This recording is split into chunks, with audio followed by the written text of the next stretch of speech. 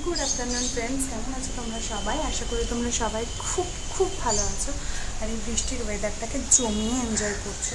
কিন্তু আমি কিন্তু একটু এনজয় করছি না। তার কারণ হলো আমি এই সব জিনিসগুলোকে যেন ছাদে দিয়ে এসেছিলাম শোকাবে বলে।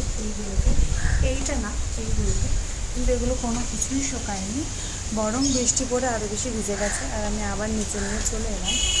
তো এখনও আমার স্নান হয়নি, আমি এখন যাবো স্নান করতে। আর এইভাবেই চলছে। তো চলো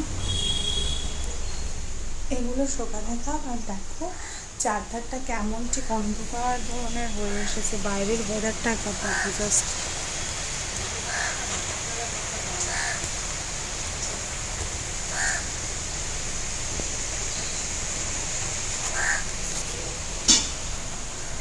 তো দেখতেই পেলে এইগুলো ওয়েদারের অবস্থা। তো চলো পরে আবার কথা বলবো।